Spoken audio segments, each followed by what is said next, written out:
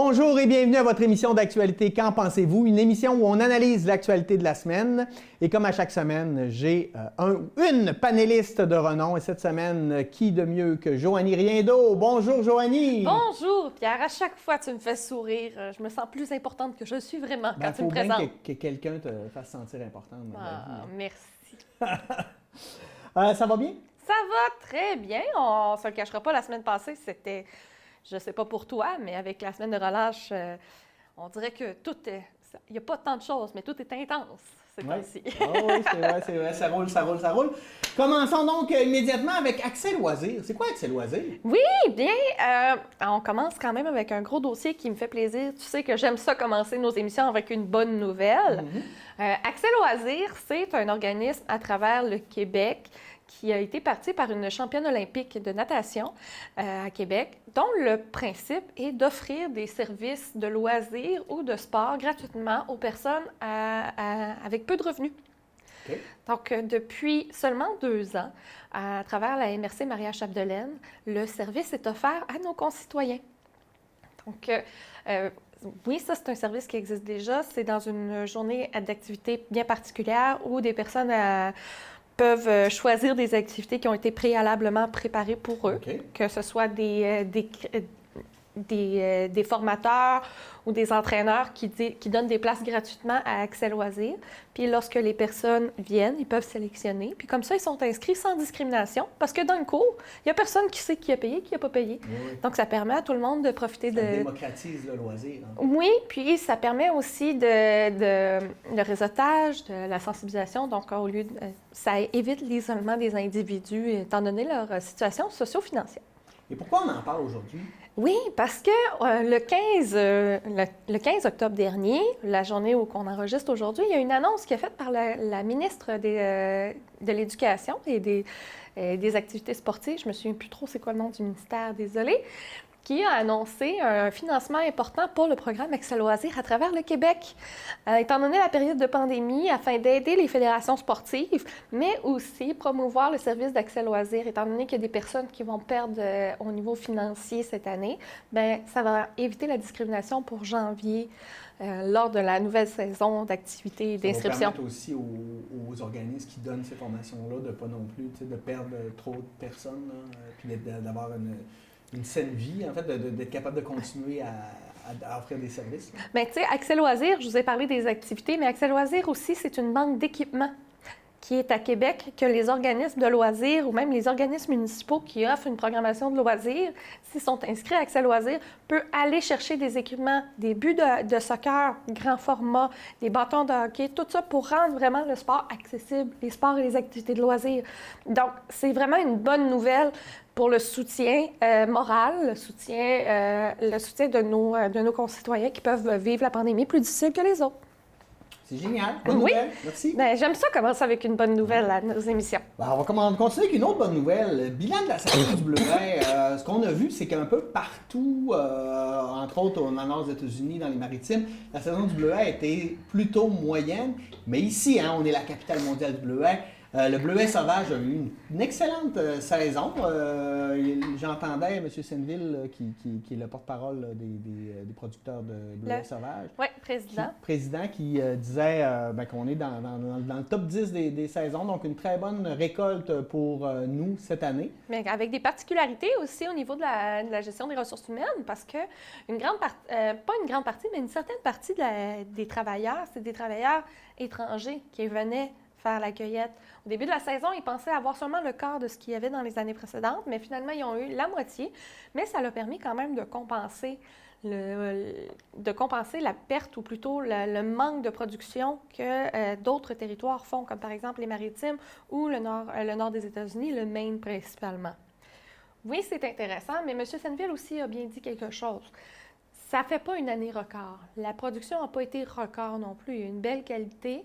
Oui, c'est peut-être dans les 10 à 6 meilleures années, Mais le fait que les autres territoires n'ont pas été capables de produire autant que les années précédentes fait que notre petit bleuet, notre petit fruit bleu, bien, il va chercher d'autres parts de marché pour combler ce que nos compétiteurs... Puis les prix aussi doivent être meilleurs.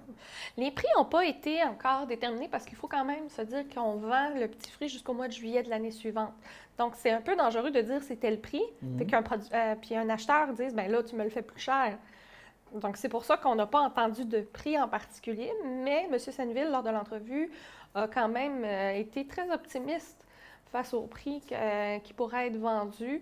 Puis cette année, il était quand même, 71 cents le litre, la livre, oui, excusez-moi, la livre de bleuet. Donc, c'est quand même un prix qui est très respectable. Il y a déjà eu des meilleures années, mais c'est pas la pire, disons. Ouais.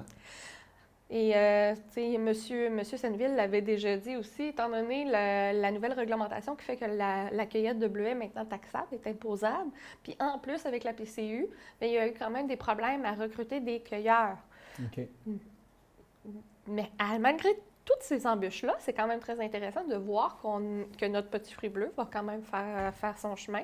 Puis, il y a 2 risques là-dedans. Le premier, c'est que le bleuet, tel qu'on le vend, c'est souvent à des transformateurs, par exemple, pour faire des smoothies et autres, parce que le bleuet sauvage est beaucoup plus riche en antioxydants, beaucoup plus sain que celui qui est d'élevage, là, celui qui est cultivé. Mais,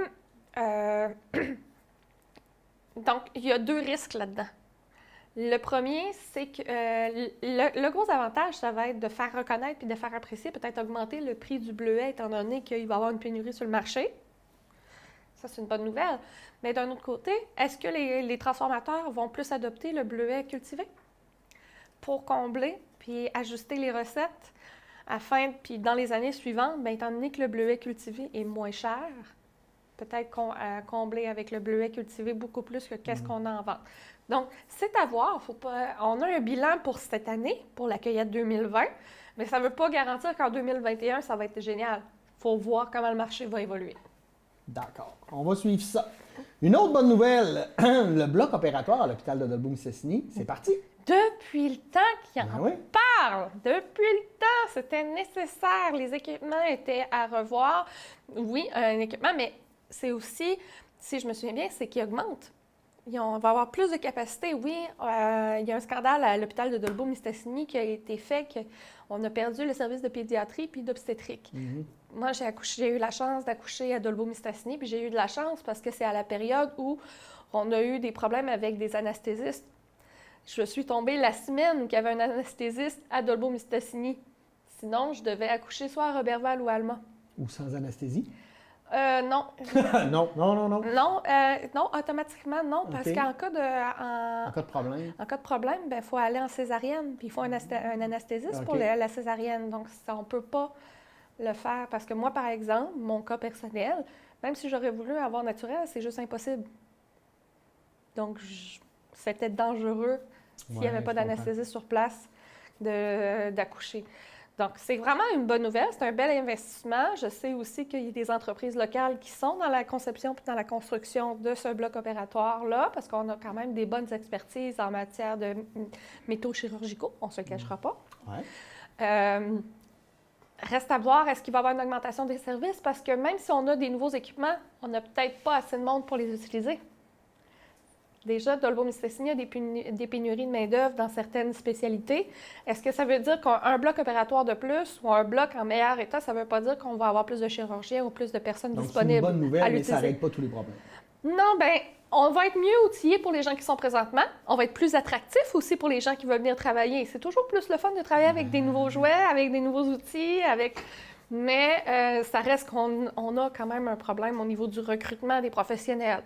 Donc, on se croise les doigts, on aide nos organismes tels qu'on peut, mais c'est enfin un investissement payant qui va être payant à long terme pour notre hôpital local. Génial! Bon, nouvelle moins bonne, là. Déjà, on en a fait 3 en ligne, on n'est pas pire. Campagne de financement de Centraide qui commence. Je veux élargir parce qu'il n'y a pas juste Centraide, mais en période de COVID, c'est essentiel, en fait, ces campagnes de financement-là pour Centraide, les soupes populaires, tout ce qu'il y a. Mais là, ça devient compliqué. On sait déjà que la guignolée des médias n'existera pas cette année, etc. Donc, c'est du financement qui est hyper important pour ces organismes-là. Qu'est-ce qu'on peut faire, en fait? Il faut faire attention parce que, par exemple, la guignolée des médias puis Centraide ne feront pas de campagne de financement. Ils ne vont pas annuler leur campagne de financement. Non, ils vont la faire différemment. Ils vont la faire différemment. Il n'y aura pas de porte-à-porte, la guignolée des médias où que les gens étaient dans la rue puis c'était des barrages routiers pour ramasser des fonds. C'est plus possible. Ils s'entraident avec les petites banques des jeunes qui se promènent de porte-à-porte. À l'Halloween, ça ne sera pas possible. Mais je vais donner l'exemple de mes collègues de travail. On est en train déjà d'organiser le party de Noël. Parce que, étant donné la période COVID, on ne pourra pas se rassembler. Alors, on s'est dit, on va faire livrer des produits locaux à nos collègues.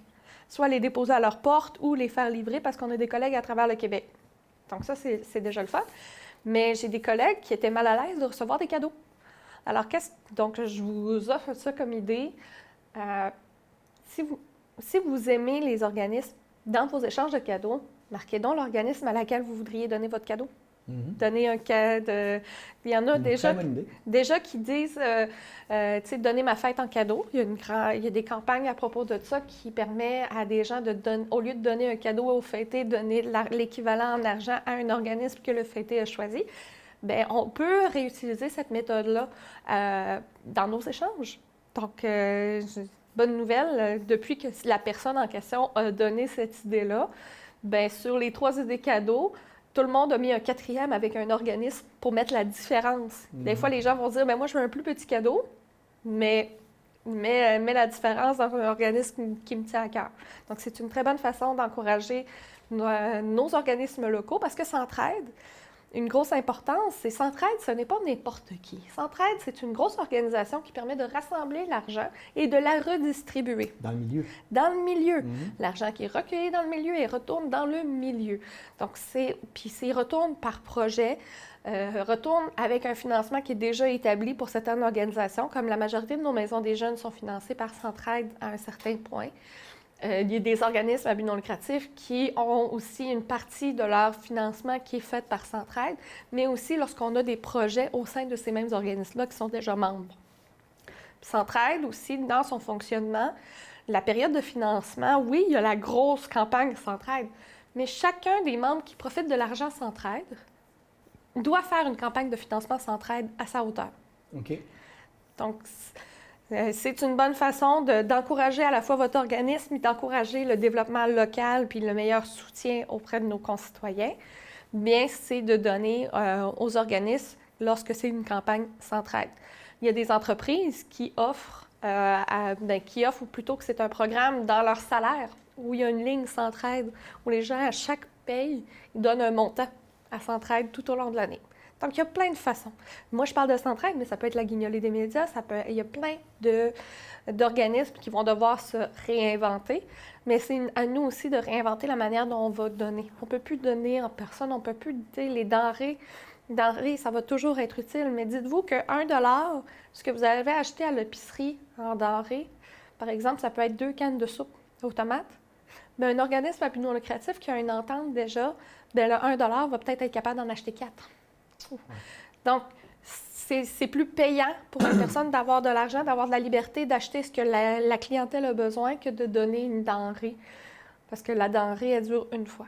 Donc, c'est à penser. Oui, c'est triste de vivre la méthode COVID, mais il y a 2 façons de voir la situation. Soit on s'adapte et on s'améliore, soit bouhou, on ne peut pas refaire ce qu'on a fait dans les années précédentes. Mais nos organismes sont très résilients, très, très résilients. Donc, il faut les encourager à la manière dont on est capable. Super, merci. On va maintenant parler de santé mentale. On a vu le Centre de santé mentale Larimage qui dévoilait que là, les lignes dérougissent plus. Le COVID crée énormément d'anxiété auprès de la population. Oui. Et donc, moi, je veux qu'on en parle parce que, 1, c'est un service essentiel. 2, il y a des gens qui n'ont peut-être jamais vécu ça. L'angoisse face à la maladie, face à leur travail, face à leur situation, ils ne savent pas quoi faire. Donc, oui, c'est une porte qui peut s'ouvrir, l'arrimage, mais en même temps, comment on peut gérer ça si eux sont déjà débordés, là? Est-ce que tu as des solutions? Bien, le centre de santé Larimage est quand même un incontournable dans les services aux personnes avec des troubles de santé mentale. Puis quand on dit troubles de santé mentale, là, on ne parle pas seulement de schizophrénie, là, on ne parle pas de troubles psychiatriques. Juste l'anxiété, là? De l'anxiété, la déprime, une déprime qui dure un peu trop longtemps. Dépression. Ça peut aller vers la dépression. C'est un réseautage avec des professionnels et des bénévoles qui sont là pour nous écouter. Puis quand on dit de l'écoute, c'est vraiment de l'écoute. Il n'y a pas de jugement. Ça fait du bien, ça. Il n'y a pas de jugement. Ouais. On a le droit d'avoir des failles.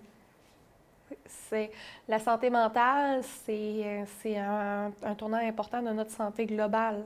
Ah oui. Parce que sans la santé mentale, notre santé physique ne sert à rien. Ça ne sert à rien, tu sais. Oui, puis quand tu as des problèmes de santé, que tu es déprimé, etc., ça a un effet direct sur ton milieu de vie, ta famille, etc., fait que ça peut créer d'autres problématiques. Oui, puis, tu sais, il y a le milieu de vie, le milieu économique aussi. Parce que lorsqu'on a un problème de santé mentale, nos comportements auprès de nos collègues de travail, auprès de notre clientèle, auprès de nos employeurs, nos employés, bien, fait que même si on ne reconnaît pas nous-mêmes le problème ou qu'on ne reconnaît pas le problème d'un collègue, bien, on se retrouve vraiment dans des situations plus qu'inconfortables envers tout le monde. Oui, puis personne n'est à l'abri. Hein. Personne. Et au Québec, il y a une augmentation importante de vente d'antidépresseurs prescrits depuis le début de la pandémie. Puis déjà au Québec, il y avait une grande vente des antidépresseurs parce que la santé mentale, on le rejoint souvent avec des troubles psychiatriques. Donc, des troubles qui ont besoin, dans certains cas, selon le psychiatre, selon le médecin, de médicamentation, de médication. Mais ce n'est pas toujours le cas. Puis il y a toujours ou quasiment toujours une façon de prévenir. C'est là que je veux en venir, c'est que comment nous être un bon aidant? Lorsqu'on voit être un aidant envers nous-mêmes, premièrement, donc lorsqu'on ne se sent pas bien, bien, se donner le droit de ne pas se sentir bien, c'est une première chose. Ce n'est pas un défaut, ce n'est pas une faiblesse de se dire « Hey, aujourd'hui, c'est de la merde. Ouais. Aujourd'hui, ça va pas bien, je déprime, j'ai besoin d'aide. » Si ça dure 2, 3, 4, une semaine, bien là, à un moment donné, c'est peut-être le temps d'aller chercher de l'aide. Oui, puis aller chercher de l'aide, on peut commencer par quelqu'un qu'on a confiance. Parce que notre réseau aussi social est important là-dessus. Donc, aller chercher, premièrement, se renseigner nous-mêmes, aller voir, appeler par exemple le Centre de prévention suicide, le Centre de l'arrimage. Il y a plusieurs organismes qui peuvent nous aider sur le territoire et au national aussi. C'est anonyme. C'est anonyme, on a le droit, puis juste ventiler. Bien, tu sais, juste, c'est beaucoup. Se donner le droit de ventiler, se donner le droit d'avoir une faiblesse, parce que c'est pas une faiblesse, c'est juste dire « ma pression est trop forte ». On a tous un réservoir d'émotions négatives, puis c'est dur de le vider lorsqu'on ne peut pas le partager avec quelqu'un.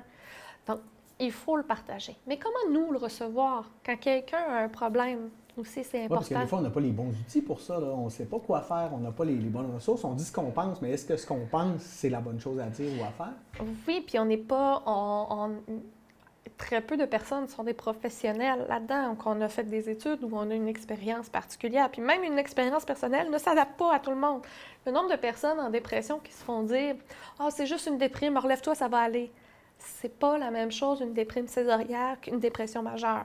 Ce n'est pas la même chose, ce n'est pas le même défi, ce n'est pas... le nombre de personnes que j'ai entendu dire, puis me dire des fois « Ah, on va faire de l'activité physique, ça va faire le plein d'endorphines. » Il n'y a pas que ça. Il n'y a pas que ça. Et la santé mentale, c'est tellement délicat et très peu connu parce que ça fait peu d'années qu'on est sensibilisé à la santé mentale. On se permet de dire qu'on a une problématique aussi. Souvent, Oui. on voulait cacher ça parce que c'était mal vu en société. Oui, puis on n'en parlait pas dans les médias ou on n'en parlait que négativement aussi. Maintenant, il y a même des gens qui sortent avec fierté avec leurs troubles, parce qu'il y a des troubles de différentes façons. Mais en tant qu'aidant, la première chose, c'est d'écouter.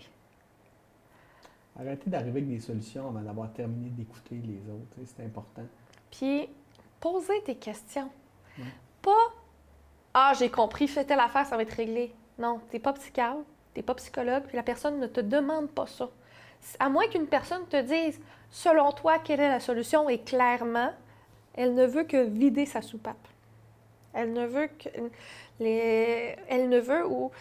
C'est le premier besoin d'une personne qui voit du noir, qui ne se sent pas bien, c'est de partager ce qui se passe. Pas besoin de trouver une solution. Tu sais, par exemple, Pierre, comment ça va aujourd'hui? Ça va bien? Ça va bien. Il n'y a pas de stress ces temps-ci? On n'est pas assez proche pour que je te confie ça. Bien, ça se peut. Oui. Ça se peut très bien, tu sais. Donc, c'est une autre chose. Il faut pas forcer non plus la personne. Si on voit que la personne est déprimée, bien, c'est simplement dire « Je suis là si tu veux en parler. » Ouvrir la Ou porte. « Je suis là si tu veux en parler. » Ou encore « Je m'inquiète pour toi. As-tu quelqu'un à qui parler? » Aussi. C'est ça, être bienveillant envers quelqu'un.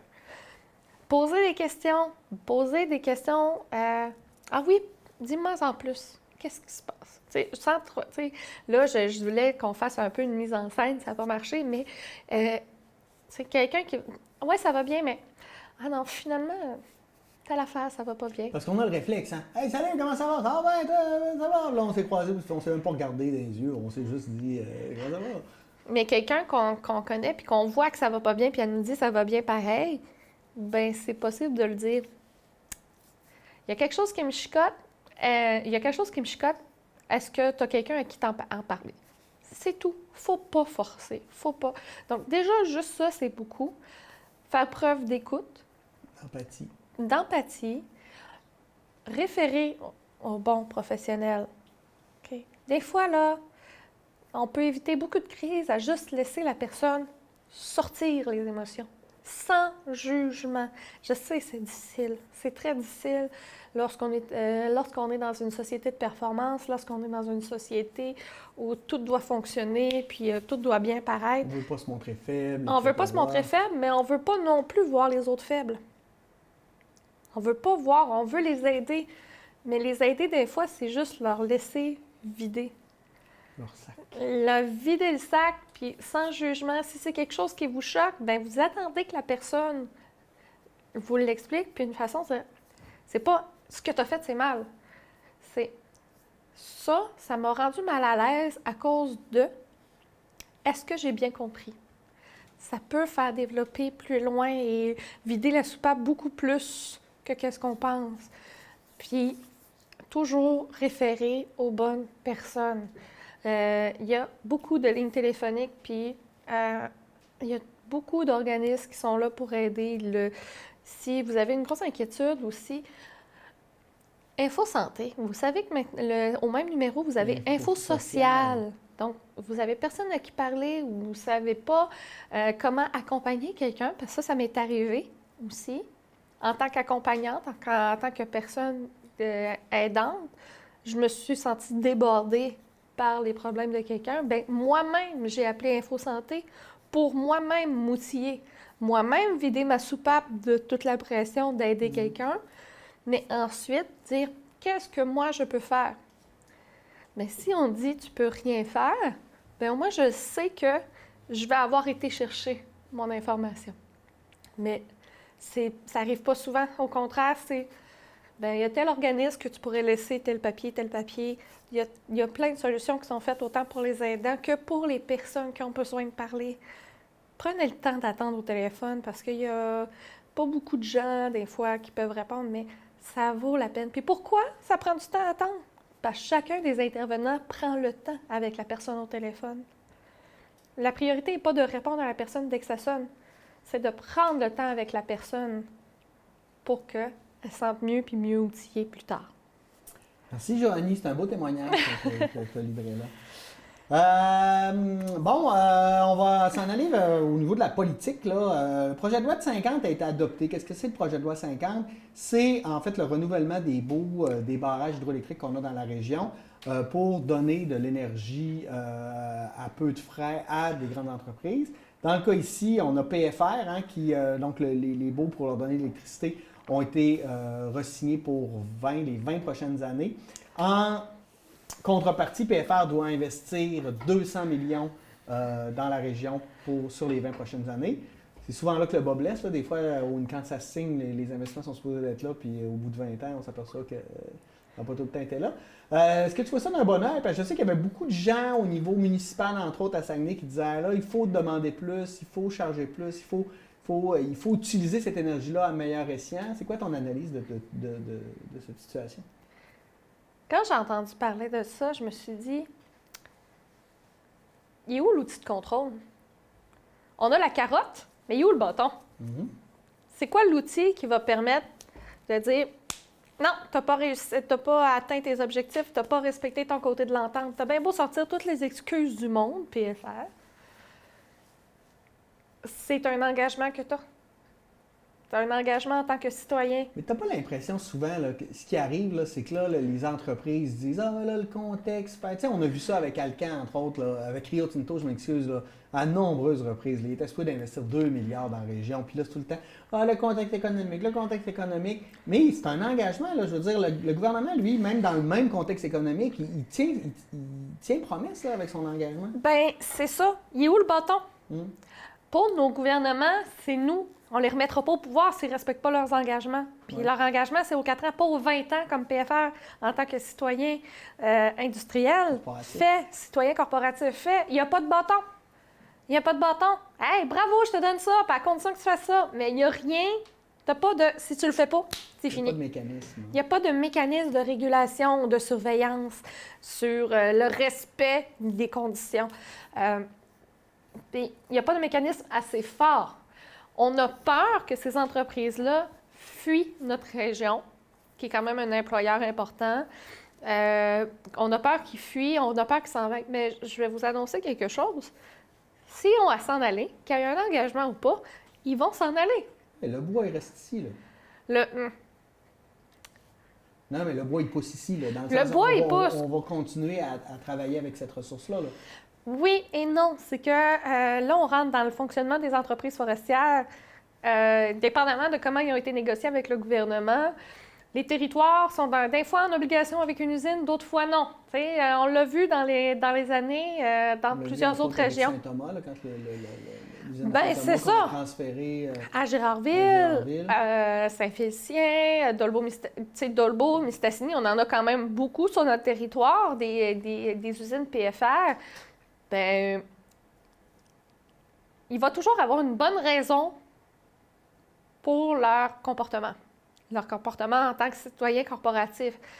Et oui, il y a une raison politique, mais en tant que citoyen, la seule chose que nous, on a comme outil, c'est notre pression sur le gouvernement, mais le gouvernement ne met pas de pression sur les entreprises afin qu'ils respectent ces engagements-là. Donc, puis c'est pas juste la CAQ, là. Non. C'est depuis très longtemps. Que les libéraux ont signé avec Rio Tinto qui n'a jamais été respecté, là, ça... Donc, il n'y a pas de bâton. Il n'y a pas de bâton. Si, moi, je dis, hey, en tant que citoyenne, je ne suis pas une citoyenne corporative, mais j'ai le droit à tous ces services-là, à condition que je paye des impôts. Je l'ai le bâton. Je peux me faire poursuivre. Ouais. Mais pourquoi une entreprise, lorsqu'elle prend un engagement aussi important, n'a pas de bâton, elle? Oui, je suis parfaitement d'accord. Pourquoi, là, c'est supposé être un gros payeur. Je dis, il est supposé d'être un gros payeur de taxes. Oui, puis en plus, c'est quand le gouvernement ne respecte pas son entente, les compagnies poursuivent le gouvernement. Ben oui! Le gouvernement ne fait jamais rien face aux entreprises qui ne respectent pas leur entente. Ben non, c'est ça! Il y a la logique du gouvernement à dire, ben là, c'est parce que si on perd des emplois parce que les entreprises ne veulent pas rester, il y a une question... Oui, c'est toujours les mêmes menaces. C'est toujours les mêmes menaces. Puis je vais vous le dire, ben franchement, les entreprises ne vont pas rester à cause d'un engagement. Et puis je parle pas juste de PFR, là. De toute façon, les décisions se prennent pas... souvent, se prennent pas dans le réseau. Non, souvent, presque jamais. Ouais. Presque jamais. On a quand même des bons représentants de PFR au nord du Lac-Saint-Jean, pour les connaître dans le cadre de mon travail, qui travaillent fort pour que la région se débrouille. Mais ils ont quand même un pouvoir limité face au QG, face au siège social. Ouais, Donc, QG, c'est drôle. le quartier général. Mais ça reste que c'est... moi, je me dis toujours, quand on voit des... Surtout sur 20 ans, il est où le bâton? Et On où, verra dans 20 ans, parce que... et où la menace? En plus, c'est que les gens qui ont pris cette décision-là au niveau gouvernemental, il n'y a plus personne qui va... Ils vont être retraités. C'est ça. Hey, je t'arrête parce que nous, on s'en va à la pause et on revient immédiatement avec la suite de notre émission. À tout de suite. Au début, je me suis dit que ça pouvait pas être ça, que c'était juste mes allergies. Je toussais un petit peu, mais j'avais pas de fièvre, sauf que même si je m'entraîne, j'étais épuisée juste à monter les marches. À partir de ce moment-là, j'étais toujours fatiguée, je commençais à avoir les lèvres bleues puis à manquer d'air. Le jour de ma fête, j'ai pas eu le choix, j'ai dû appeler l'ambulance. Croyez-moi, la COVID-19, c'est sérieux.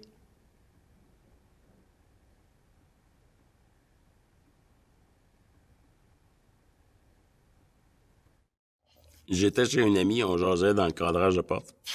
Rien de plus banal que ça.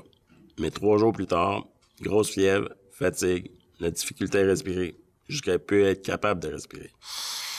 Avant, j'étais entrepreneur général. Aujourd'hui, j'ai une trachéo, puis je peux même plus travailler.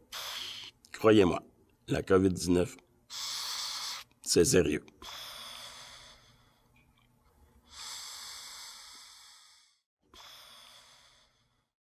Le sport, c'est une grande partie de ma vie. Puis il n'y a rien comme de le pratiquer entre amis pour essayer de se dépasser. Mais en ce moment, il faut continuer de faire attention pour nous, pour nos amis puis pour notre famille. C'est pour ça que quand on s'entraîne ou quand on veut juste chiller, il faut suivre les mesures en place. Il faut éviter les rassemblements, limiter la taille des groupes puis se tenir à 2 mètres. Je le sais que c'est pas facile, mais on est capable. Parce que plus on va se protéger, plus vite on va passer à travers.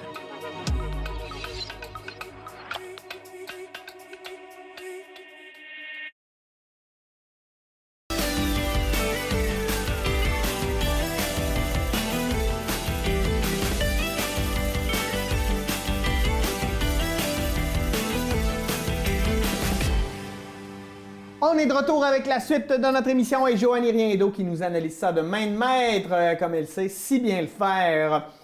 Joanie, passons maintenant à l'actualité nationale. Bon, on en a parlé pas tant que ça là, durant que ça se passait, là, parce qu'on parlait beaucoup du COVID, mais il y avait la course à la chefferie du Parti québécois. Oui. On a eu les résultats vendredi dernier et c'est Paul Saint-Pierre Plamondon qui devient le nouveau chef du Parti québécois. Je vais te laisser commencer. Peut-être que j'aurai des choses à dire là-dessus. Quelle est ta perception de cette élection, en fait, de ce mandat qu'on donne à Paul Saint-Pierre Plamondon? Et je veux aussi ton analyse en lien avec ce qu'on avait comme candidat extraordinaire dans la région, Sylvain Gaudreault. En fait, je comprends pas cette décision-là de la part des militants du pays. Non, moi non plus, je la comprends pas. Surtout que c'était le candidat à la chefferie qui n'avait été appuyé par aucun des députés. Non, il n'est pas à l'Assemblée nationale. En tout Il n'y a cas, pas d'expérience à l'Assemblée nationale. Non, puis là, après ça, il peut. voulait se comparer en disant oui, mais M. Lévesque et M. Parizeau, mais on est loin de la prestance ou de l'avoir que ces gens-là avaient. Puis Sylvain Gaudreault, wow, quelle personne intègre avec des valeurs, un parler franc qui est de tous les combats, qui est présent dans son milieu.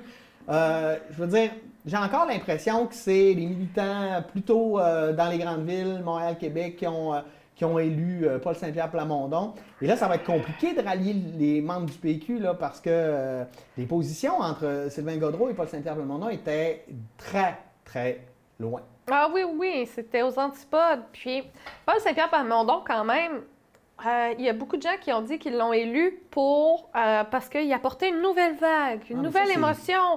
Ils ne comprennent pas l'idée du sauveur. Là. Ils l'ont fait plein de fois avec André Boisclair, avec Pierre Pelado, avec tout ça. Ça fonctionne pas. Non, ça fonctionne pas. Puis ça donne une image au parti qui est complètement instable. Complètement instable. On part d'une façon à une autre, d'un personnage. On n'a pas entendu parler de Paul Saint-Pierre Plamondon dans les régions du Québec. On n'en a pas entendu parler. Sylvain Gaudreault a été de toutes les tribunes. De tous les combats. À chaque fois qu'il a été interpellé, ou il a parlé des sujets en toute connaissance de cause, il a offert des idées qui étaient avant-gardistes, qui étaient intéressantes. Il s'intéresse aux gens, il a des valeurs claires, il n'est pas en train de tergiverser sur sa position, jamais. C'est toujours limpide quand il parle. C'est un candidat de choix. Et là, en tout cas, moi, je suis pas membre. Je ne suis pas membre du parti. Je n'ai pas voté. Puis je vais vous dire, franchement, cette course-là était plate. Elle était plate. Oui, on était en période COVID. Oui. Mais on avait un humoriste, un gars de région, un gars de la ville, puis l'autre, il y avait un quatrième, je sais même pas c'est qui! Ouais, bien, M. Bastien, mais M. Bastien il représentait beaucoup la branche, si vous voulez, du nationalisme identitaire, plutôt très à droite. Moi, je suis plutôt content Mais que ce soit pas pour lui. vous dire à quel point on avait quand même une course avec 4 candidats, pas opposés, mais très différents, très intéressants quand même. Lorsqu'on analyse après, il y avait un potentiel très intéressant à utiliser dans un contexte où on doit tout repenser notre manière de voir la politique. En période de pandémie, c'est quoi les priorités? Tu es obligé d'y penser tout de suite, là. En plus, avec la situation avec les relations autochtones, il faut y penser tout de suite. Donc, on a vraiment plein de situations politiques qui nous portent à se poser des questions sur l'immigration économique. Il y a plein de choses. Et là, on avait une superbe, de belle occasion, une année où on aurait pu aborder tous ces sujets-là de manière concrète et efficace. Mais ils ont parlé quand même de beaucoup de choses, mais la couverture médiatique a été très ordinaire. Moi, je considère aussi là, les grands médias. On a vécu une éclipse médiatique qui est très longue avec le COVID. Qui dure encore.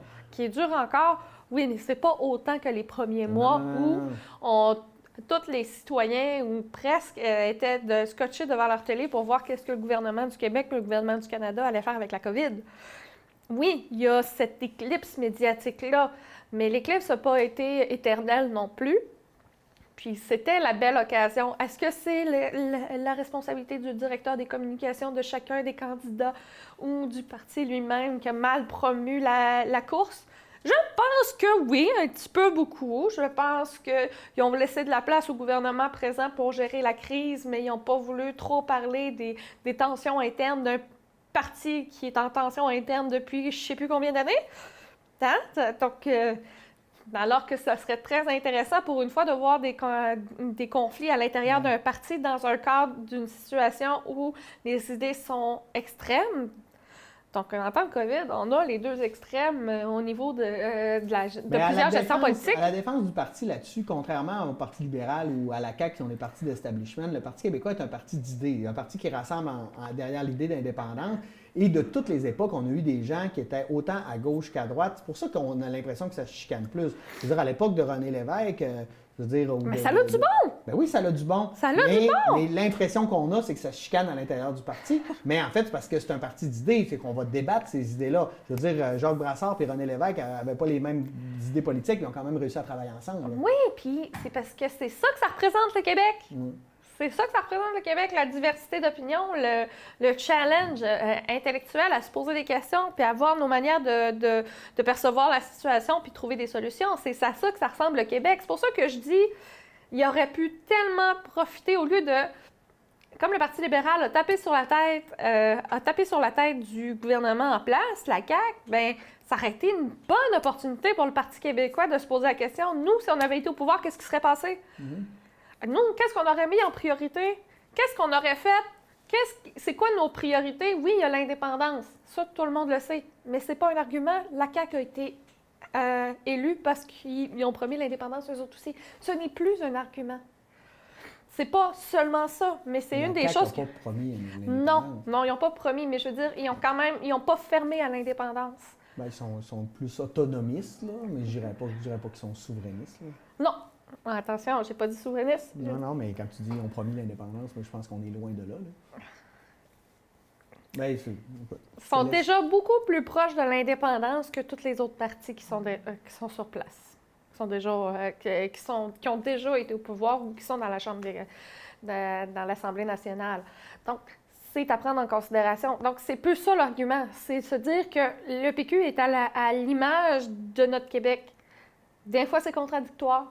On a de la place pour discuter, mais on a quelque chose là-dedans que je trouve qui est important, qu'on a peut-être oublié aussi, c'est que le Québec est avant-gardiste. Puis j'ai l'impression que les électeurs dans le PQ ont oublié ça. Ils ont voulu aller avec une impression d'un sauveur, tu l'as dit, avec une impression de quelque chose qui va apporter un vent de renouveau. Mais renouveau ne veut pas dire changement. ne veut pas dire changement politique. Ça va faire j'ai un nouveau visage. Mais est-ce que c'est les mêmes idées? Ben non, mais ça c'est l'histoire de la politique, là. Regarde juste le Québec solidaire qui nous ont promis de faire de la politique différemment, mais ils jouent au même jeu de Monopoly que les autres, là. Ils font pas de la politique différemment, ils font de la politique pareille comme toutes les autres partis, là. Mais c'est au niveau des débats internes. Ouais. Donc, Québec solidaire, c'est pas pour rien que c'est pas des chefs, c'est des porte-paroles. Parce que tout doit se faire en grand groupe pour se voter, puis ils portent la parole des membres du parti. Donc ça, c'est bien beau dans l'idée quand on l'est là, mais quand tu regardes le fonctionnement, en tout cas... Bien, c'est ça. La politique interne, attention, il faut faire la différence entre une politique interne et une politique nationale. La politique, la manière dont c'est géré à l'interne, puis la manière dont c'est géré au national, c'est deux mondes différents. En tout cas, on va voir, mais laissons quand même la chance à M. Saint-Pierre Plamondon de démontrer ce qu'il peut faire, mais je mets des bémols. Déjà qu'il a annoncé qu'il ne voulait pas déplacer un député pour être à l'Assemblée nationale. Est-ce que c'est une marque de respect pour les députés qui n'ont pas pensé à lui en premier, qui ne l'ont pas appuyé dans sa campagne? Peut-être, mais l'image que les Québécois en ont, c'est il sert à quoi? Là, c'est parce que ça va être quand qu'il va être à l'Assemblée nationale. Un chef a besoin d'être là et d'être élu rapidement parce que c'est là que ça se passe. Je veux dire, dans le débat, de dire des choses, c'est une affaire, mais où ça se passe, où l'action, les commissions parlementaires, tout ça, ça se passe à l'Assemblée nationale. Je veux dire, ça doit d'être c'est pas dans les couloirs, c'est dans la salle. Parce qu'il a dit, je vais être présent. Mais tu vas être présent pourquoi? Tu ne pourras pas participer au débat. Tu ne pourras pas être le visage du parti. Pascal Bérubé a fait une bonne job pour ça, d'être le visage du parti, puis il reste encore le chef de cabinet, du cabinet fantôme. Donc, tu sais, il faut se poser la question, là. À quoi il sert? Ouais, on va réfléchir à tout ça. Ou plutôt, comment il voit son rôle? Ouais. Je veux t'entendre sur notre nouveau ministre des Affaires autochtones. On sait qu'il y a eu, la mort de Joyce Echaquan a fait beaucoup de remous. Et puis, M. Legault a changé. Donc, Mme Damour a été démise de ses fonctions de ministre en lien avec les Affaires autochtones. Et c'est M. Yann Lafrenière qui est le nouveau ministre aux Affaires autochtones. Je ris, ça me fait rire parce que quand on lit, entre autres, le rapport de la commission vient, on voit que les relations entre la police et les Autochtones ont toujours été très... et un des enjeux qui est complexe, en fait, dans cette situation-là. Et là, on va nommer un ancien policier qui... C'est ça. Je veux t'entendre. Un ancien policier, j'ai pas un problème avec ça. Parce que avec les scandales qu'il y a eu à Val-d'Or et en Abitibi, la mentalité au sein de la police, comme la Sûreté du Québec, a changé. Puis il y a maintenant des professionnels, des policiers professionnels qui sont allés chercher des formations, puis qui travaillent fortement la création d'un lien de confiance avec la police locale des communautés, mais aussi avec la relation avec les Autochtones. C'est pas le fait que ce soit une police, c'est le fait que ce soit Yann Lafrenière. Yann Lafrenière a quand même été directeur de la SPVM, le service de police de la Ville de Montréal, en pleine période où le profilage racial était dans son pic et qu'il refusait de reconnaître le profilage racial. Ouais. Qu'est-ce qui s'est passé? Qu'est-ce qui s'est passé? L'image politique qu'on a de... Je sais qu'au Québec, on a une mémoire de poisson rouge face à notre relation, face à la politique, mais là, il y a quand même de limites. OK, M. Lafrenière a quand même été dans les parties prenantes en lien avec la discrimination raciale, le profilage racial au sein de la police. Il l'appuyait puis il aidait ses collègues de travail là-dedans. Puis, je ne comprends pas. J'espère que monsieur... Il y a quelque chose de bon quand même. Madame Damour, elle avait brûlé des ponts avec beaucoup de chefs autochtones. Ouais. Ça, plusieurs membres des communautés vous diront la même chose. C'était pas facile si ce n'était pas impossible de travailler avec Madame Damour. Okay. Est-ce qu'elle avait les moyens de travailler? Ça, c'est autre chose. Ça, il faut regarder aussi en arrière du tableau. Des fois, le ministère des Affaires autochtones, là, il n'y a pas beaucoup de pouvoir, là. Donc, elle a peut-être aussi qu'elle se débattait dans un petit bocal. Là. Elle essayait de faire quelque chose, puis elle ne pouvait pas, puis elle était bloquée par son chef ou par le cabinet. Un an après le rapport de la commission vient, je veux dire, à un moment donné, il faut qu'il se passe aussi des choses. Oui, mais est-ce que c'est de son ressort ou du ressort des ministres des Finances? Il y a plein de choses qui rentrent en compte aussi. Je ne sais pas quels étaient ses moyens, mais aussi quelles étaient ses priorités. Madame Damour, j'ai appris que c'était elle. L'eau. là parce qu'elle a perdu sa job. Pas parce qu'elle a fait des sorties ou des améliorations. Non, en plein dans la période où il y a énormément de scandales qui sont sortis par les journalistes, des scandales qui datent de dizaines, de cinquantaines d'années, ou que, oui, la commission vient, mais il y en a d'autres choses qui sont sorties entre-temps. J'espère, Madame D'Amour, que vous débattiez puis qu'on ne vous a pas vu. Moi, je commande ce que je vois dans votre travail en tant que femme blanche, en tant que femme blanche mi-trentaine active. Là, je ne peux pas. Tu analyses l'information que tu as. Que j'ai. J'espère que vous vous débattiez entre deux eaux, entre les communautés autochtones qui recherchent plus d'indépendance, d'autonomie et de ressources, parfait, puis un gouvernement qui semblait sans avant. Est-ce que c'est le gouvernement de la CAQ? Non, je crois plus que c'était des besoins qui étaient assez importants, qui étaient durs à combler. C'était pas une priorité gouvernementale d'améliorer la condition. En plus que la situation des affaires autochtones est très particulière parce que c'est une responsabilité fédérale et provinciale en même temps. Donc, il se renvoie la balle. Tout le temps. C'est pas mon dossier, c'est pas mon dossier, c'est pas mon dossier, c'est pas mon argent, c'est pas à moi de m'en occuper. Donc, tu te retrouves... Personne veut prendre la patate chaude. Ouais. Mais là, Madame D'Amour a été remplacée par un homme, alors que la CAQ disait qu'il était paritaire. Comptez le nombre de femmes qu'il y a présentement au Conseil des ministres. Oui, chaque fois qu'il y en a une qui ne fait pas l'affaire, on la C'est un tasse gars. comme un homme. Oui, Tout le temps. j'avais remarqué ça aussi. Ça, il y a ça. Mais Monsieur Lafrenière, moi, j'espère, OK, parce que je sais que les relations avec les chefs autochtones se sont beaucoup améliorées, les conseils de nation, d'accord. Mais On veut voir de l'action aussi. On est tanné d'entendre juste des bonnes paroles, on va faire ça, on va faire ça. Mais c'est quand parce est-ce que ça que va se faire? c'est pour ça que je me demande aussi, est-ce que Mme D'Amour avait les mêmes outils que M. Lafrenière va avoir? Oh, on ne le saura jamais. Ça, on ne le saura pas tant qu'il n'y aura pas un livre de journaliste dans 50 ans qui va sortir. Hein? C'est quand même ça, la réalité. Là. Il va y avoir un journaliste qui va faire une biographie puis qui va expliquer que finalement, ce qui paraissait dans les médias puis la réalité, dans l'arrière, les rideaux, n'était pas du tout la même chose. Avec le décès de Mme Echaquan, bien là, il y a un branle-bas de combat qui a fait qu'il y a un gros changement puis que là, le gouvernement a enfin décidé de mettre... Mais c'est peut-être pas de la faute à Mme D'Amour non plus. On ne le saura pas, comme tu dis, de notre vivant. Monsieur Lafrenière, point. Pourquoi? Expliquez-moi pourquoi. Dites-moi que ça va s'améliorer. Je veux le voir briller par son changement de mentalité, puis par l'amélioration des relations avec les communautés autochtones, puis la bienveillance qu'il va faire avec les communautés et l'adaptation, l'échange interculturel et l'amélioration des conditions de vie de tous et chacun face à la communauté autochtone. Je le souhaite profondément. J'ai peur que ça reste juste un souhait.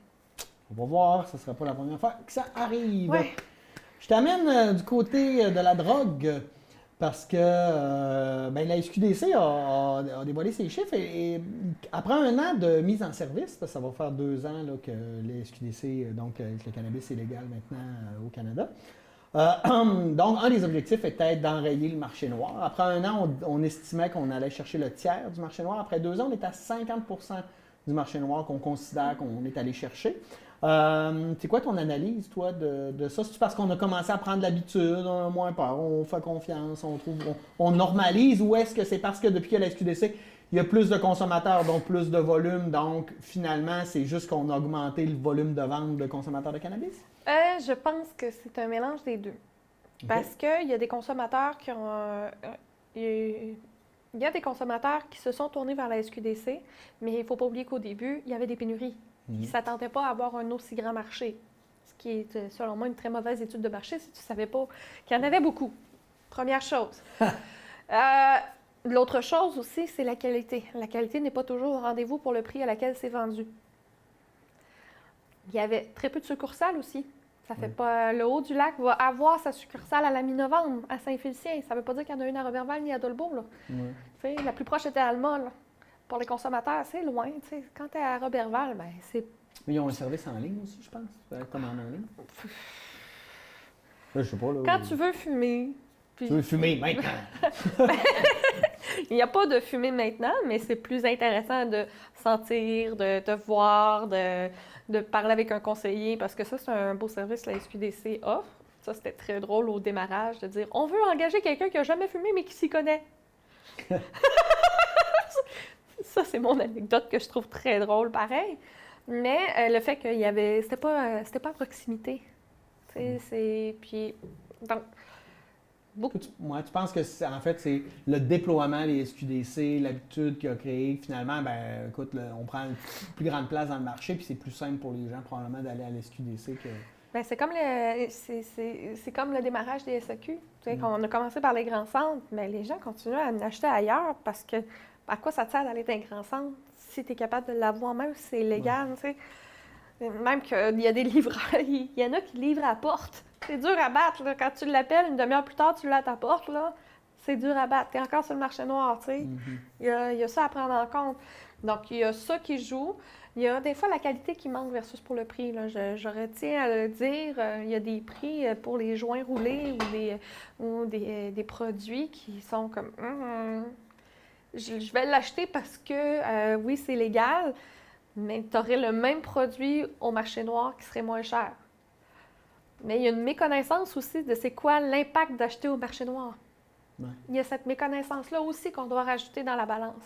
Donc, c'est bon quand même parce que pour la première année, juste le tiers, bien, c'est pas juste, c'est beaucoup quand même de prendre le tiers du marché noir. C'est moi, quand ce que même je une me bonne demande, c'est évaluation. comment qu'ils évaluent, en fait. Là, c'est des chiffres qu'on n'a pas. Là. Je veux dire, les vendeurs au marché noir, ils ne remplissent pas des rapports d'impôts en disant « J'ai vendu pourtant cette année, comment on fait? » Tu ris, là? Ouais. Tu ris, mais il y en a que oui. Ah oui? Oui, parce que pour en avoir parlé avec un policier, c'est plus risqué de mentir à Revenu Canada qu'à un policier.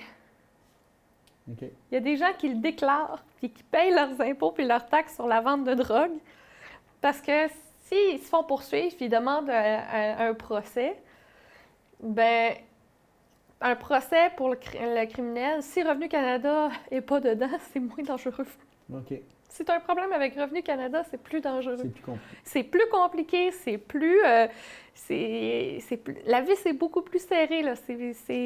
Donc, on rit, mais c'est quand même une réalité parce que les agents de l'Agence du revenu du Canada ou du ministère c'est là que je me souviens plus c'est quoi le nom. Mais pour Revenu Québec, ben eux autres, ils jugent pas. Ils veulent pas savoir c'est quoi le produit que tu vends. Oui, OK. Mais c'est ça. Il y a des gens qui disent c'est correct la poursuite au criminel, mais pas question au fiscal. Ils ont peur des poursuites fiscales. Donc, c'est une façon, oui, mais il y a aussi les rapports de police, où qu'on voit aussi la vente illégale. C'est encore illégal d'avoir de la vente. Puis, tu sais, si tout est bien identifié, maintenant, il y a des timbres. Donc, tu sais, ça fait partie de ça. Je t'arrête parce qu'il nous reste peu de temps et je veux qu'on parle d'un dernier sujet. Je vais mélanger en fait quelques sujets. On voit en fait là, que on n'a presque pas parlé de COVID. Le COVID continue sur sa lancée. On parle de plus de 20 000 cas par jour en France. D'ailleurs, à partir de samedi, il y aura un couvre-feu dans les grandes villes en France. Et avec ça arrive une plotée de conspirationnistes de tout genre. Et là, je veux être clair, là, se poser des questions face aux actions du gouvernement, c'est hyper simple, c'est correct de se poser des questions puis de s'informer. Maintenant, il y a entre ça et les conspirationnistes qui nous... Je veux dire, des fois, ça va loin. Là. On voyait le monsieur qui a fait la pub avec sa trachéotomie. Là, Monsieur Brizard. Ben oui, lui, là, il s'est fait harceler à 2 h du matin, mais je veux dire... Des menaces? C'est quoi? Non, mais quel temps t'as à perdre pour déranger quelqu'un? Lui, écoute, il a fait ce qu'il pensait bien faire. Il n'est pas d'accord avec toi. Au bout du compte, ça vaut-tu la peine de l'harceler? Je trouve qu'on va loin.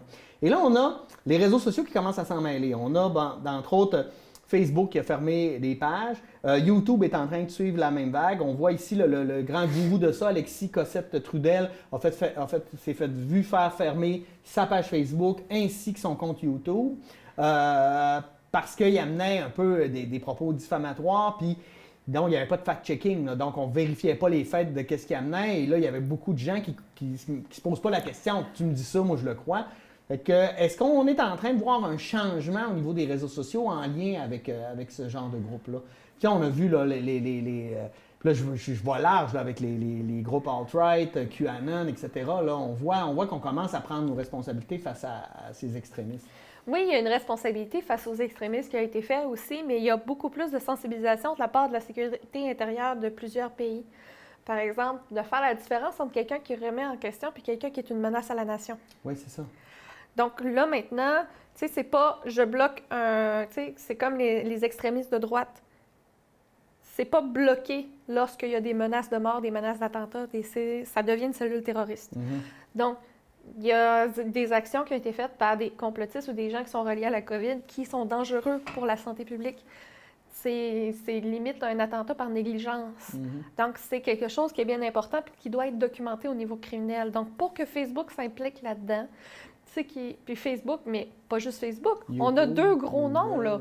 On a Alphabet, qui est propriétaire de Google, de YouTube et plusieurs autres organisations, et Facebook. Donc, on parle de deux géants qui se sont dit « OK, on va faire notre part sociale. » Puis quand on dit notre part sociale, je me demande si c'est notre part sociale ou encore dire « OK, je suis assez outillé pour ne pas me faire poursuivre si je fais fermer ces comptes-là. » Parce que c'est autre chose aussi à prendre en compte. Parce que la limite est fine entre la liberté la liberté d'expression puis la diffamation. Oui, oui, vraiment. Elle est très fine. Donc, il faut soit avoir dépassé ou soit être outillé légalement afin de contrevenir à ça sans être un dossier de justice. Sans être un avocat, sans être une instance gouvernementale, il faut être très bien outillé pour se dire « OK, je ferme ça pour telle raison parce que j'ai été baqué par le système légal, parce que je démontre que c'est pas, je t'enlève pas le droit de parler, je t'enlève le droit de diffamer, je t'enlève le droit de... Parce que j'ai pas le droit, je t'enlève l'accès à la diffamation. Parce que t'as pas le droit de diffamer, t'as pas le droit de... Tu sais, des fake news, ça date depuis très longtemps. Les fausses nouvelles, ça... C'est juste que la diffusion est maintenant trop facile, en fait. Oui, puis les fausses nouvelles, à la base, surtout sur les médias sociaux, c'était pour vendre de la pub. Parce que les gens, ils cliquaient sur l'annonce, puis là, tu avais plein de pubs. Puis là, les entreprises qui faisaient des fausses nouvelles, le but n'était pas que les gens prennent la nouvelle au sérieux, c'est qu'ils cliquent dessus, puis là, qu'ils voient plein de pubs sur leur site. C'est vraiment ça, là. Beaucoup pensaient que c'était inoffensif, là. Mais c'est très dangereux parce que les gens ne font pas de fact-checking. Tu sais, Éco-Vedette, Allo Police, c'était exactement sous le même principe. Là. Ouais. Hey, merci Joanie. Oui. C'était encore très agréable de t'avoir. Merci à vous d'avoir été des nôtres. Et nous, on se dit à la semaine prochaine pour une nouvelle édition de Qu'en pensez-vous? Passez une bonne semaine. Au revoir. Bonne semaine.